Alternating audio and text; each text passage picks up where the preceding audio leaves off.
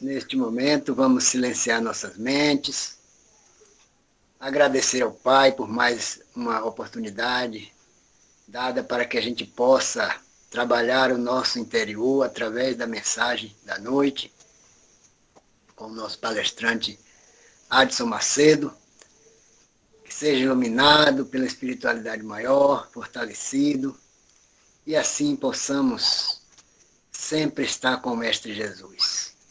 Também te peço, Senhor Jesus, pelos nossos irmãos necessitados da tua luz, por aqueles que passam pelas dores, pelos sofrimentos, que sejam amparados pela tua espiritualidade de amor e de luz. Fortalece a cada um de nós e que possamos seguir essa trajetória com muito amor, com muita dedicação. Que a paz do Mestre Jesus envolva todos nós, por hoje, amanhã e sempre. Assim seja. Que assim seja. Uma noite com o nosso irmão Adson Macedo. Assim passa a palavra. Muita paz, muita luz. Muito bem, muito bem. Estamos iniciando, não é? Esse bate-papo. Fui convidado pelo Adalberto para que possamos tecer alguns comentários sobre o tema da noite, né? Que é fé e a caridade, extraído do Evangelho segundo o Espiritismo. E para iniciar, segundo o que nos foi organizado, né, enquanto roteiro, vamos fazer uma rápida explanação sobre um tema que já foi dividido, não é, numa conversa anterior, mas que eu acho que tem uma relevância, né, no sentido de que se propôs a mitologia, não é, desenvolvê-lo. Trata-se do tema sobre as 7 provas de Teseu. E logo após, mais objetivamente, entraremos no tema da noite como exposto, né, que é a fé e a caridade. Então, para iniciar, vamos contextualizar essa primeira parte, que é sobre as 7 provas daquele que se chamaria e ficaria registrada na mitologia como Teseu. Então, sabemos que o rei Egeu, não é, o rei ali de Atenas, queria muito ter um filho homem. E buscando naturalmente a realização desse intento, ele procurou a espiritualidade na pessoa da Pitonisa, né, de Delfos, para saber como que ele ia conquistar esse objetivo. Ela, ali na sua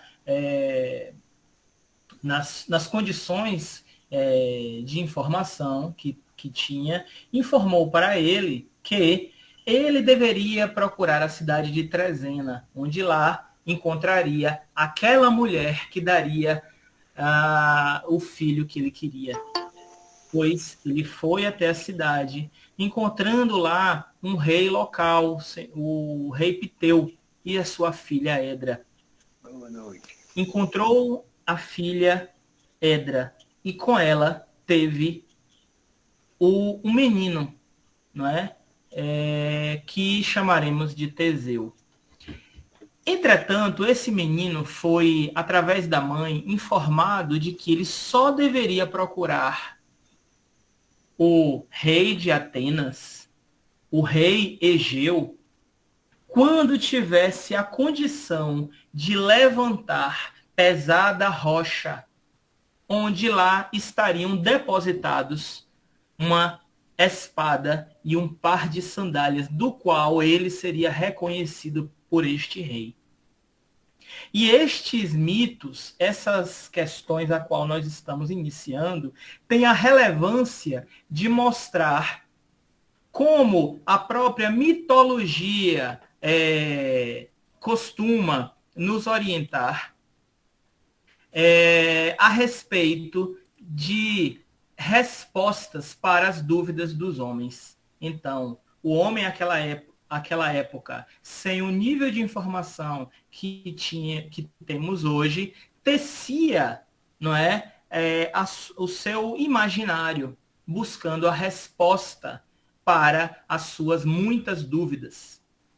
E essas dúvidas representavam o domínio de diferentes questões ligadas à criatura humana. Então, este menino, quando aos 16 anos conseguiu mover a rocha a que a mãe o designou, encontrou lá, sim, a arma e o par de sandálias. E começou então a sua busca para que conhecesse o seu pai. Ele fora informado de que o seu pai era um rei muito poderoso e ele queria encontrá-lo. Mas para chegar lá, ele deveria fazer uma jornada que chamaremos a partir de agora as 7 provas de Teseu. E a primeira delas foi encontrar, na medida que caminhava, um gigante sanguinário chamado Perífetes. Este gigante cruel representa para nós outros o domínio dos aspectos da força física e da vida material, porque esse gigante foi dominado através da força por Teseu. Então, representa a nossa necessidade de dominar as coisas materiais. Eu estou fazendo, viu, gente, sem desenvolver muito, eu estou fazendo um apanhado mais objetivo, de forma que nós saibamos do cenário sem aprofundamento neste momento. Então, o homem venceu os aspectos físicos e da matéria.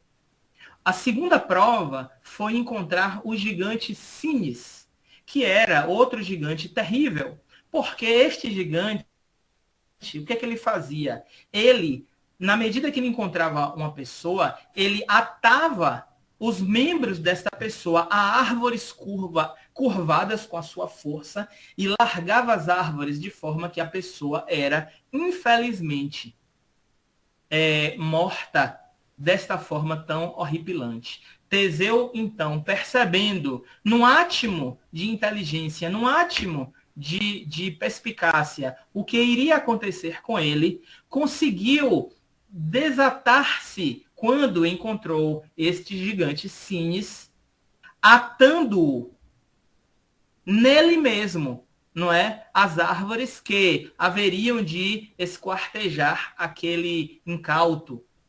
E Teseu, desta forma, domina o campo da vitalidade, domina o campo da energia através do tempo, da velocidade. A terceira prova de Teseu é no campo das emoções. A mitologia mostra que as emoções precisam ser dominadas. E esta terceira prova é representada pela porca feia e seus filhotes. Imaginem aí um serzinho, um animal, que tem uma quantidade de filhotes tão grande que tudo que eles buscam, eles destroem. E muitas vezes não é isso que as nossas emoções fazem?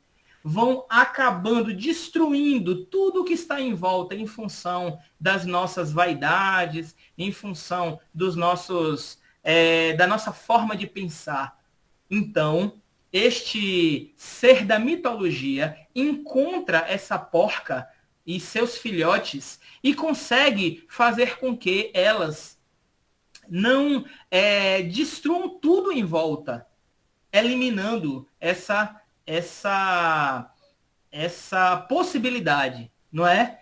E então a mitologia mostra que Teseu dominou as emoções. A quarta prova seria a próxima, quando ele encontra o assassino Cirão. Este assassino, o que ele fazia? ele representa o domínio da mente e da vaidade. Este ser, o que ele fazia? Ele encontrava um viajante e forçava este viajante a amarrar as suas sandálias. E ao fazê-lo, depois de ter aquilo a que ele queria que o outro, né, se prestasse, sem gratidão, pegava esta pessoa e jogava no mar, para que fosse devorado, não é, por os seres marinhos. Teseu, percebendo essa astuciosa imposição, consegue, quando vai amarrar as suas sandálias, controlar este gigante. Inclusive, para alguns, não é?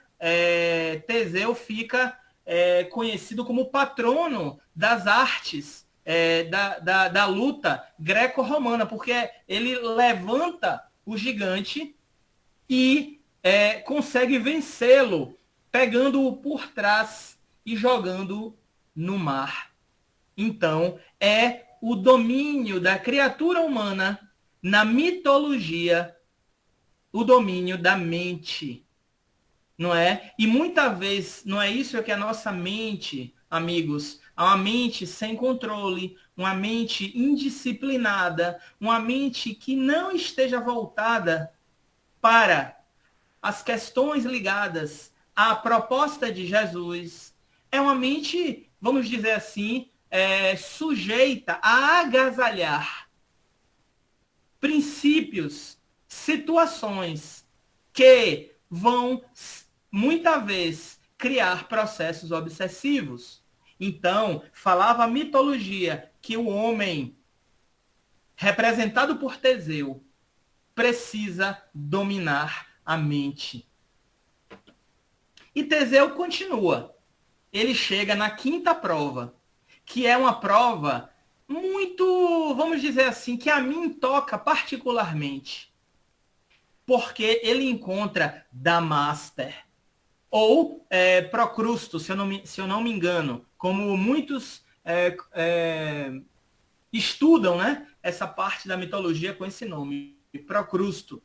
E nesta prova, nesta quinta prova, Teseu encontra um homem, um ser, que faz algo que muitas vezes nós outros, pessoas que não vivemos na Grécia Antiga, antes do Cristo, vivemos agora com toda a possibilidade de informação disponível, mas que ainda fazemos muitas vezes igual a este ser Damáster. Chamemos de Damáster nesse momento.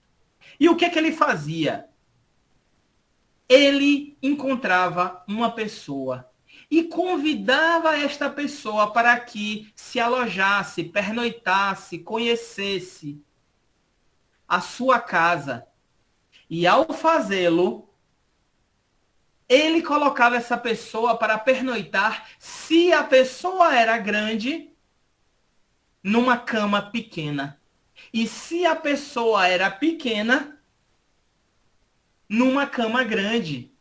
E com isso, amigos, o que ele fazia? A pessoa grande na cama pequena, como esta pessoa não se encaixava, como essa pessoa não se alojava perfeitamente na sua cama, ele cortava os membros dessa pessoa de forma que absurdamente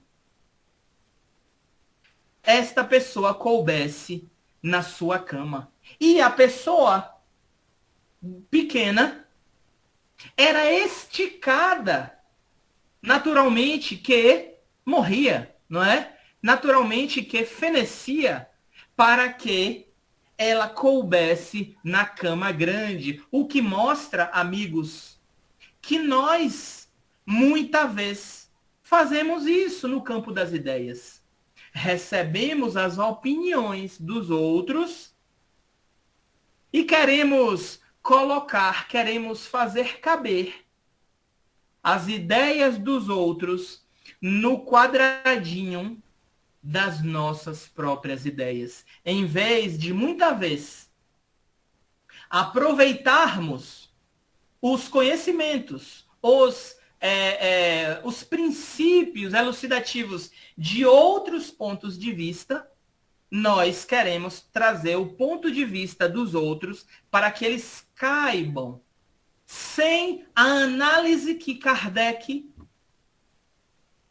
nos sugeriu, porque ele não nos obriga a nada, nos sugeriu para analisarmos as coisas. Ou seja, esta quinta prova é a luta do homem no domínio da inteligência. E o que é que Teseu fez? Percebendo mais uma vez esta possibilidade de ser vítima de Damastor, ser vítima desse enquadramento nessas camas mortíferas, ele consegue, de golpe, colocar o gênio criminoso numa cama pequena e antes que este pudesse acertá-lo, o golpeia, agora sendo Damastor vítima de si mesmo, perdendo sendo amputada seus braços e suas pernas. Muito bem. Avança mais um pouco o nosso herói, chegando até a sexta prova. Finalmente, Teseu consegue chegar a Atenas e encontra aquele que, segundo a sua mãe, seria o seu pai, o rei Egeu. Mas imaginem, amigos, que para um homem tão notório, muitos deveriam ter batido a sua porta. E Medeia, que era a esposa do rei, que era igualmente uma mulher que tinha possibilidades, vamos dizer assim, ligadas ao miraculoso, era uma bruxa, segundo a mitologia, diz ao seu rei que aquele era um impostor e precisaria ser eliminado imediatamente. O rei, ouvindo o conselho daquela que deveria estar falando sempre a verdade para ele, coloca uma pitada de veneno num cálice de vinho. E quando este jovem chega, eles oferecem esse vinho ao jovem. Entretanto, vocês lembram das sandálias a que Teseu estaria usando? E, num átimo, o rei percebe que ele está usando estas sandálias e, de golpe, entende que foi enganado pela sua mulher, batendo na taça que derrama o líquido contaminado. Teseu foi salvo pela intuição. Então, do rei, naturalmente. O que mostra que o homem precisa valorizar a intuição a respeito das coisas da sua vida. Mas temos aí 6 provas. Cabe-nos chegar até a última para que se complete este processo de busca da verdade. E Teseu finalmente fica sabendo de que Atenas era vítima do rei de Creta. E se nós vamos nos lembrar, naquele lugar, naquela cidade, Creta, era oferecido à cidade 7 jovens, homens e mulheres, para que eles fossem devorados anualmente pelo terrível e lendário Minotauro. Um ser miraculoso, onde metade do peito para cima era um animal, uma besta. E do peito para baixo tinha as feições humanas. Ou seja, era uma besta que comportava-se, cuja mente era a mente de um animal sanguinário. E este Teseu, vendo que seus compatriotas, igualmente jovens como ele, estavam sendo oferecidos para a morte, alista-se entre eles e vai até Creta encontrar o que seria a última prova de Teseu. Ele vai para a sua 7ª prova, chamada do Labirinto do Minotauro. Neste labirinto, neste lugar onde facilmente se poderia perder-se, sendo facilmente vítima deste monstro lendário, Teseu encontra Ariadne, filha do rei de Creta. E esta Ariadne a ajuda, entregando a ele um novelo de fios prateados que vão ajudá-lo, após encontrar o Minotauro, a que ele buscasse, a que ele reconhecesse, seguindo este fio, ele encontrasse o caminho de saída daquele labirinto. Pois Teseu encontra um Minotauro e, como ficou registrado na mitologia, consegue apanhar este machado do Minotauro e eliminar esta besta, sendo aí o domínio agora da vontade. Teseu enveredou esforços para que pudesse, através da sua vontade firme, ajudar o povo ateniense a livrar-se deste conflito com Creta. E, finalmente, ao voltar para casa, ele sabe que deveria hastear a bandeira que, ou melhor dizendo, as velas, a mitologia chama de velas, né? Do seu barco, para que, em vez de velas negras, ele pudesse utilizar essas velas brancas, informando para seu pai que ele havia morrido. No entanto, ele esquece. E a mitologia informa que, desgostoso de ver que seu filho, através das velas que ele próprio esqueceu de mudar, sendo velas negras, ele, desgostoso, se joga no mar ali próximo, morrendo, dando o nome daquele mar de Egeu. Então, amigos, de forma rápida, de forma sucinta, porém objetiva, temos aí as respostas que a mitologia nos ensina para que possamos desenvolver a vontade, para que possamos nos vencer, não é? E dominar a nossa vontade, dominar a nossa intuição, dominar o que mais que falamos? A nossa inteligência. Precisamos dominar a inteligência. Precisamos dominar a nossa mente. Precisamos dominar as nossas emoções, além do campo material, para viver. Então, esses são os 7 desafios de Teseu.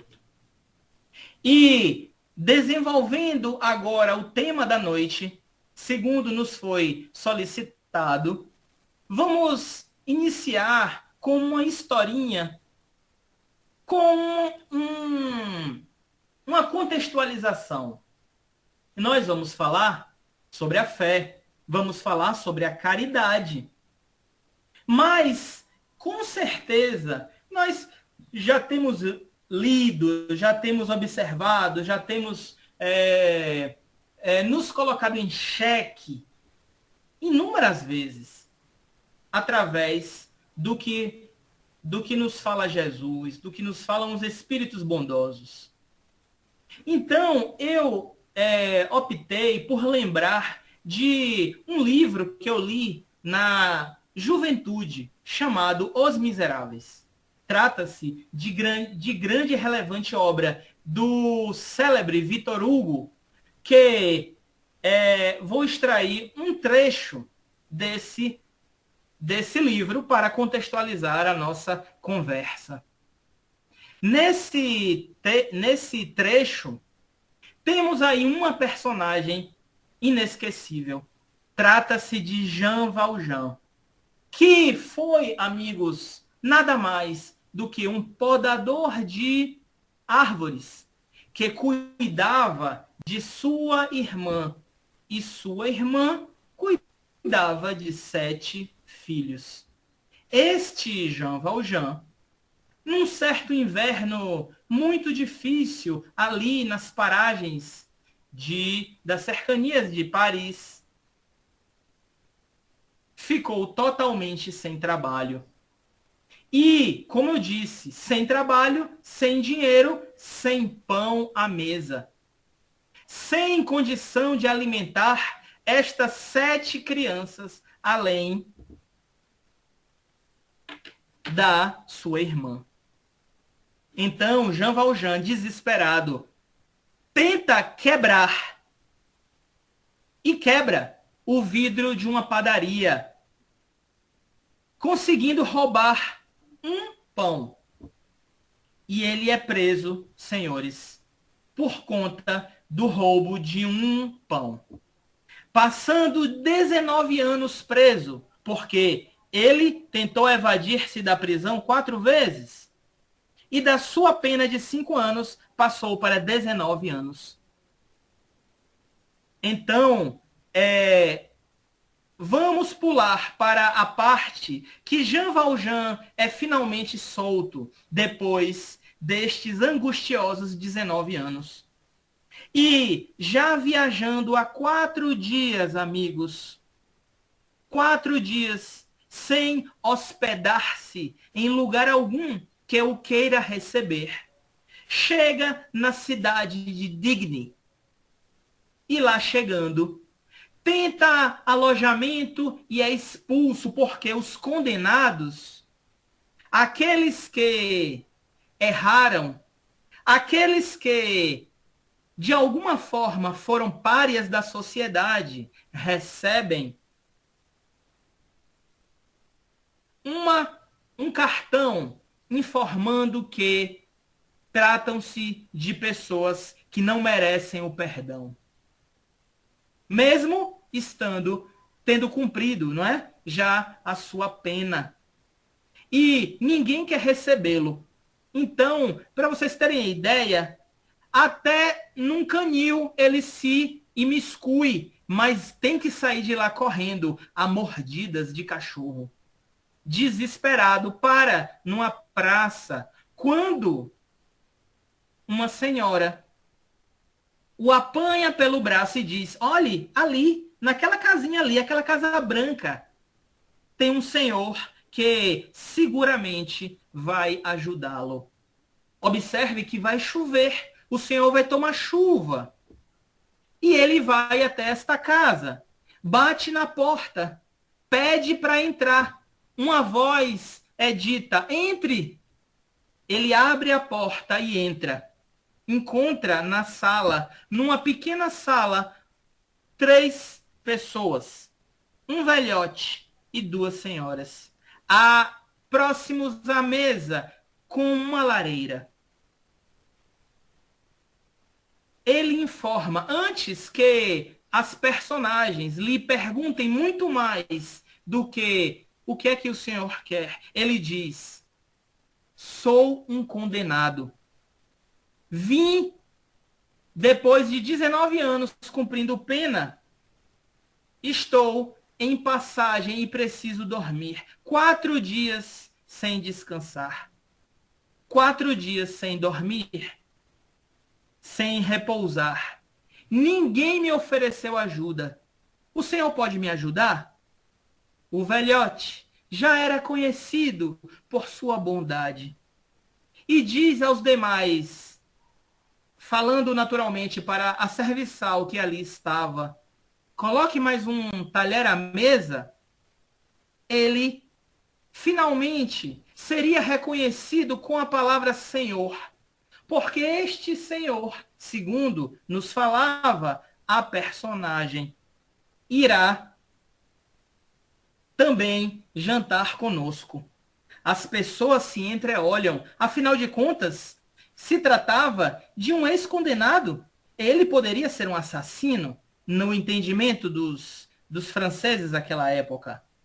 Mas o velhote, oferecendo algo que as personagens desse livro não estavam acostumados, deu uma oportunidade ao senhor Jean Valjean. E falando ainda para sua serviçal, para a empregada da casa, diga: o vento dos Alpes neste ano é muito frio. Traga o nosso convidado mais perto da lareira.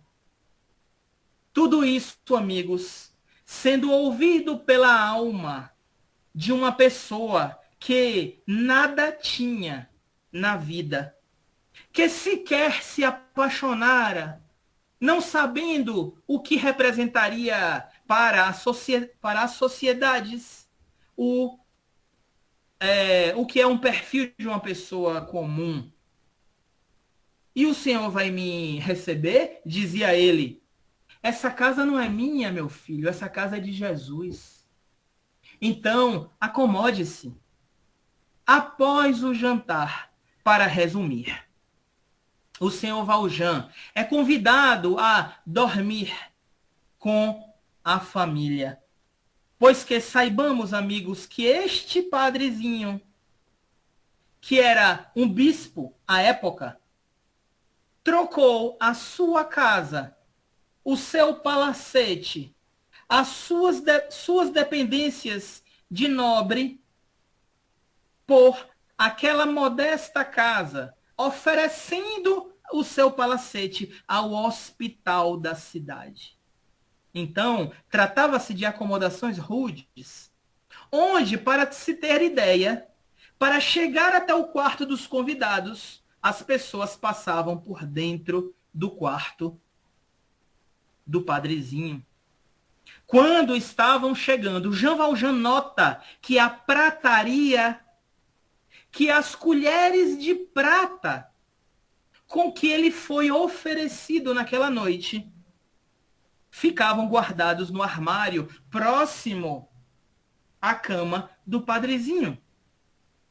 Pois bem, que conflito não foi para este sentenciado que cumpriu esta pena, mas que dentro de sua alma ainda existia, senhores, segundo o grande literato Victor Hugo, o ódio pela sociedade. O ódio por um mundo que só tira, não dando oportunidades de perdão. À meia-noite, ele acorda, pega um dos castiçais de prata que foi oferecido para que iluminasse ao seu quarto, chegando até, lembremos, ao quarto do padrezinho.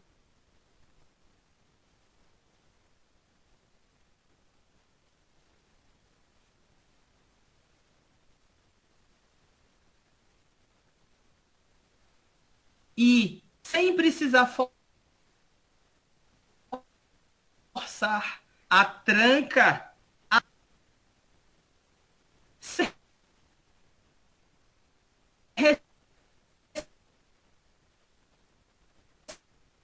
recebido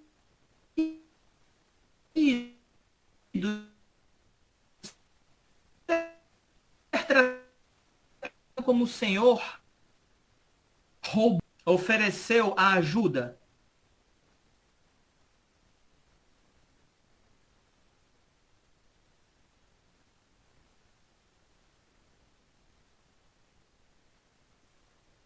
Muito bem. Nada diferente dos nossos dias. Não. O ocorrido, não mais, vamos dizer, frequente. É perto. O Senhor deu esses talheres de prata a esta pessoa que sabemos que, que foi um condenado, cumpriu pena por 19 anos, mas ele é um condenado. Está escrito aqui. Não podemos perdoá-lo. O Senhor deu esses talheres de prata. Jean Valjean sabia que naquele momento ele seria denunciado. Porque, na verdade, ele roubou. Foi isso que ele fez. Mas o padrezinho, diferente do que esperaríamos nós, estando talvez na situação das nossas personagens, disse aos policiais: eu os dei.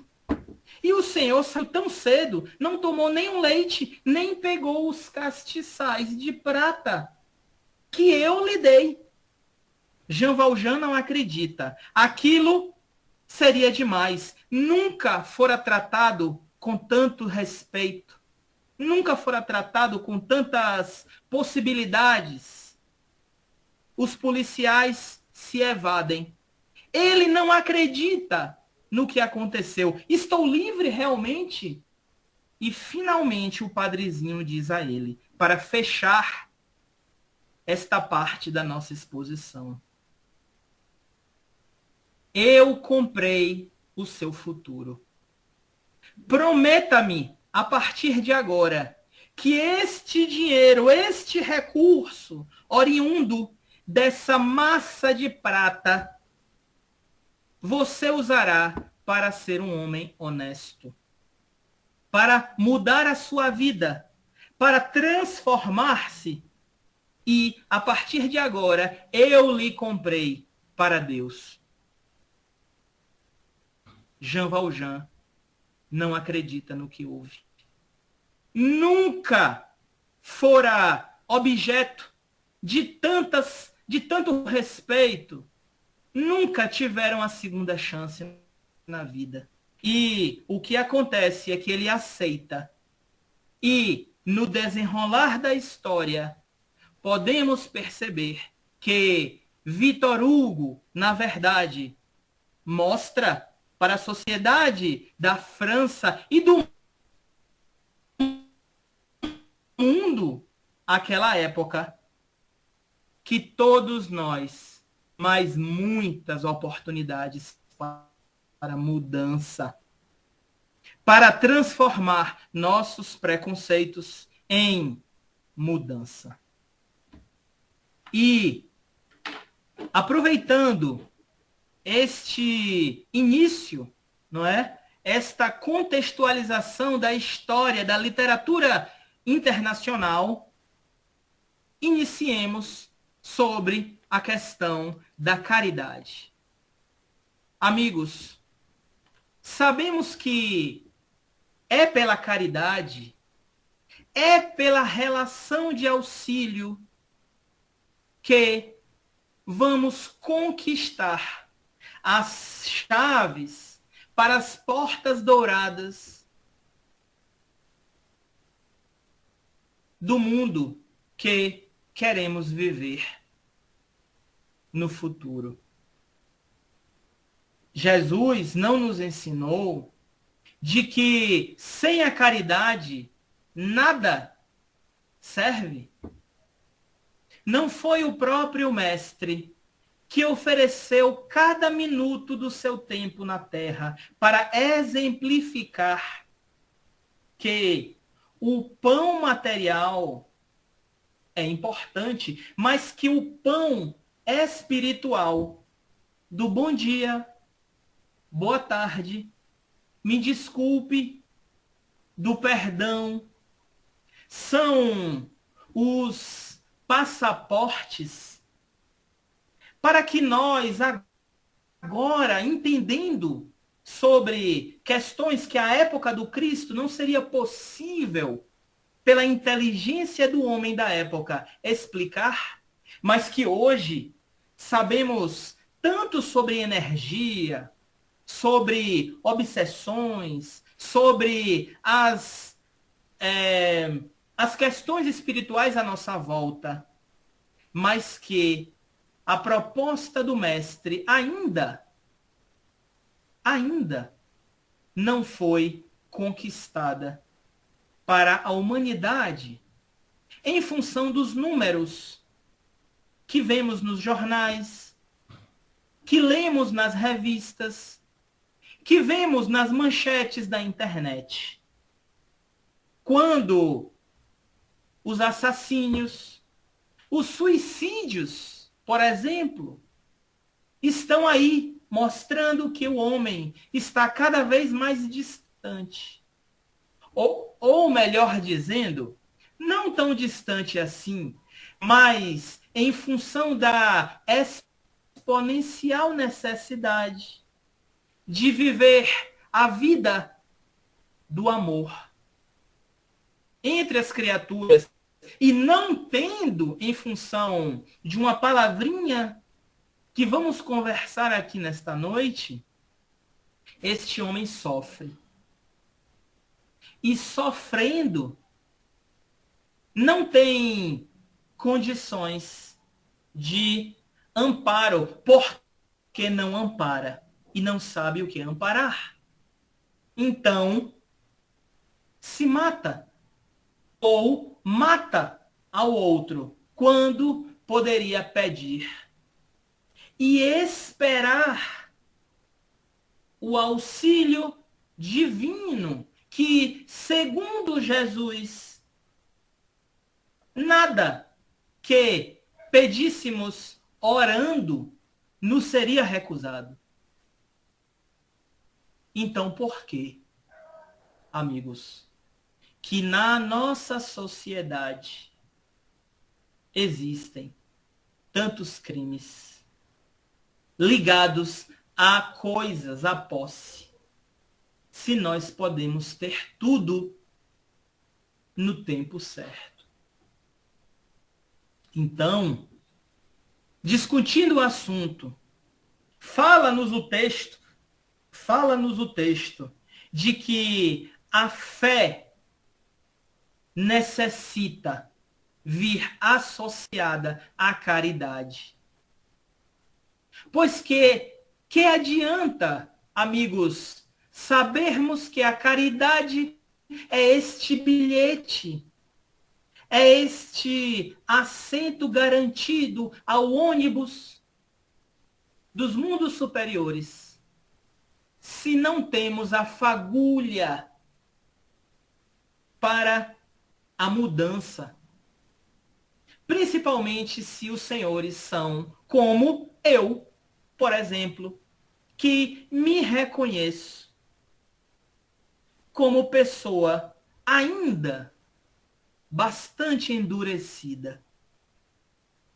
Então, é necessário que algo crepite dentro de mim, para que, em vez de eu olhar para baixo, nas estradas da vida, não conseguindo reconhecer os caminhos da direita ou da esquerda, que eu possa olhar para frente, que algo me possa dominar, acendendo em mim esta fagulha para olhar para frente e descobrir a caridade. E isto é a fé.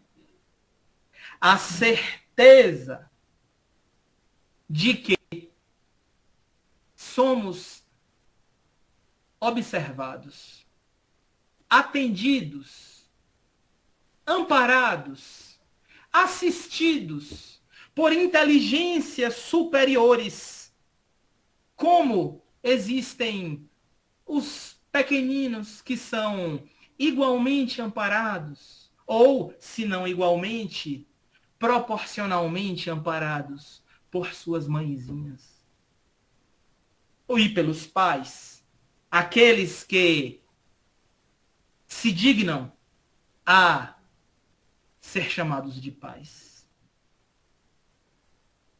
Então, amigos, fala-nos o Evangelho de que não podemos nos descuidar. Não podemos nos descuidar de olhar o nosso irmão com atenção. Como o padrezinho que olhou aquele condenado não como um condenado, mas como um irmão com fome e com sono, precisando dormir. E mesmo, observem vocês, tendo sido roubado por este aqui, ele deu a mão. Na proposta de Jesus, ele atendeu àquela palavrinha mágica da evolução dos seres chamado perdão. Perdoou Jean Valjean. E mais, ajudou-o a se erguer. Ajudou-o a criar forças para mudar a sua vida, parando de pensar da forma negativa e começando a pensar da forma positiva. Ele foi um condenado, assim como nós fomos condenados também por nossa própria consciência.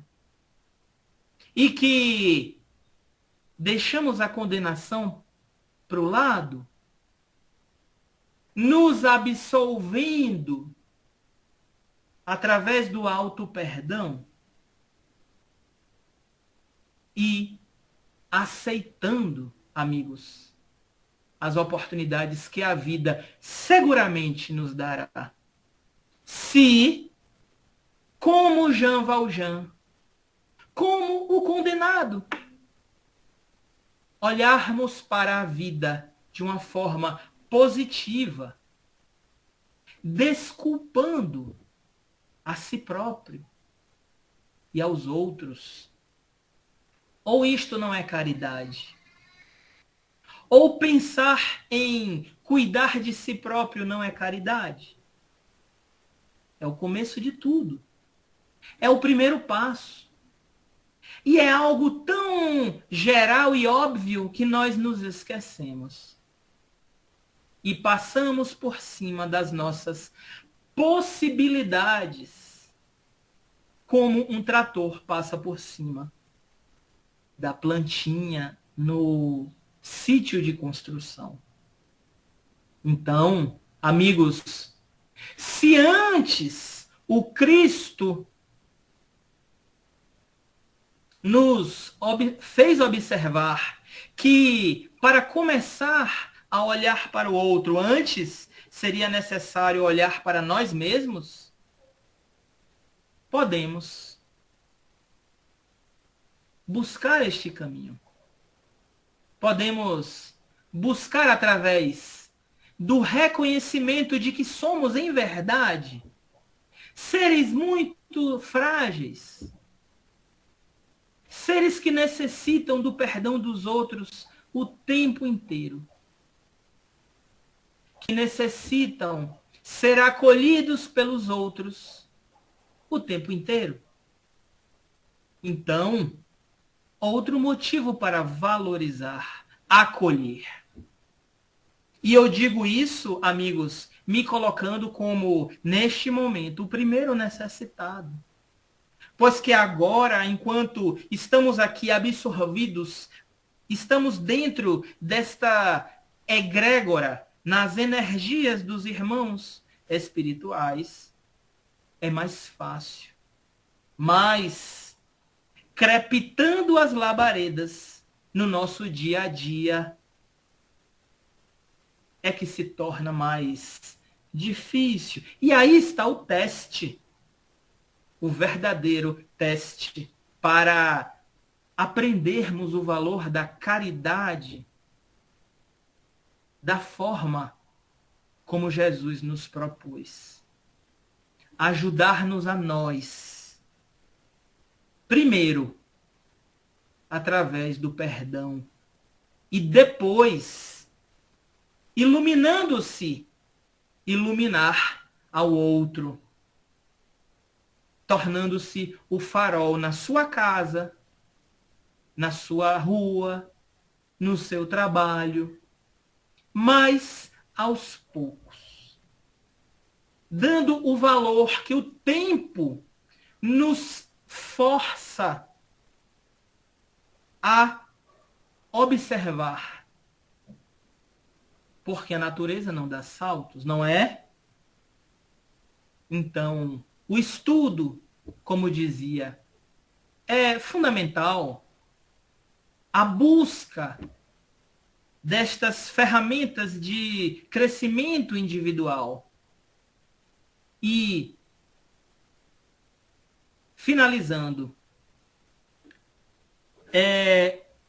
deixando para o último momento, não é, da nossa rápida exposição, eu reservei aqui um trechozinho que talvez resumirá muito melhor do que eu pude falar. O que representa a urgência da nossa transformação, que é a luta que todos nós precisamos ter, amigos, para com o egoísmo. A origem, a gênese de todas as desgraças que existem ao nosso redor, segundo os espíritos, amigos. E eu vou ler o último trecho deste parágrafo que selecionamos nesta noite. E é assim: começai por dar o exemplo vós mesmos. Sede caridosos para com todos, indistintamente. Esforçai-vos para não atentar nos que lhe olham com desdém. Deixai a Deus cuidar de toda a justiça, pois cada dia deixai a Deus cuidar de toda a justiça, pois a cada dia no seu reino ele separa o joio do trigo. O egoísmo é a negação da caridade. Ora, sem a caridade, não há tranquilidade na vida social. E digo mais, não há segurança. Com o egoísmo e o orgulho, que andam de mãos dadas, essa vida será sempre uma corrida favorável ao mais esperto. Uma luta de interesses em que as mais santas afeições são calcadas aos pés, em que nem mesmo os sagrados laços de família são respeitados. Então, amigos, um trecho muito objetivo extraído do Evangelho segundo o Espiritismo, que resume de forma muito melhor sobre tudo aquilo que falamos. Evitar o egoísmo a todo custo. E não nos preocupar com aqueles que nos espezinham, deixando a Deus a responsabilidade de exercitar a sua paternidade divina. Para nós, esta é a mensagem da noite. E que Deus nos abençoe. Passo agora a palavra para Adalberto, dando sequência nas atividades. Muito bem.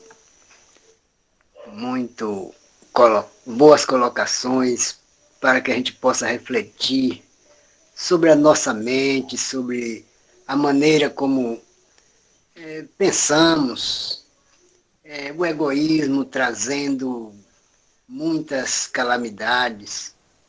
Então, tudo aí está mostrando como devemos andar e evitar essas posições negativas e buscar sempre essa força interior no sentido positivo para alcançarmos o que estamos desejando, que é a felicidade e o reino de Deus, que está exatamente dentro de nós e precisamos desbravar esse caminho para entender a felicidade e o que é o reino de Deus. Muito obrigado. Ok, então pode fazer a prece de encerramento da mensagem da noite. Então, ótimo. Muito mais, Deus proteja a todos. Eu tenho uma incumbência mais saborosa, mais grata da noite, que é entrar em contato com Deus, sendo o porta-voz de todos os amigos aqui. O melhor momento da noite é esse. Então, vamos nos aquietar, abrindo a nossa mente para a lavoura das nossas ideias, para que os amigos espirituais que nos acompanharam neste momento de reflexão da noite, para que eles possam, através de passes, através de orientações na nossa consciência, mas principalmente através das energias que vêm do alto, do mais alto, para que elas possam nos beneficiar. Ajuda-nos, Jesus, a sermos pessoas melhores. Ajuda-nos a nos calar quando precisamos calar. Ajuda-nos a falar quando precisamos falar. Ajuda-nos a valorizar o outro como oportunidade de exercitar a caridade que o teu Filho Jesus, tão amado, pôde trazer para a terra.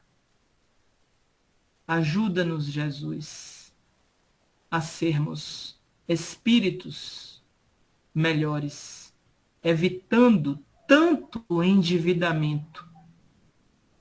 Ajuda-nos. E com a prece que nos ensinaste há 2000 anos, finalizemos esta nossa conversa saborosa da noite.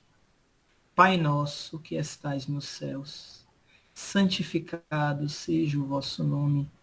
Venha a nós o vosso reino, seja feita a vossa vontade, assim na terra como nos céus. O pão nosso de cada dia dai-nos hoje, Senhor. Perdoai as nossas ofensas, à medida que saibamos perdoar as ofensas do outro. E não nos deixeis, Pai, cair em novas tentações. Livra-nos assim de todo o mal. Que assim seja.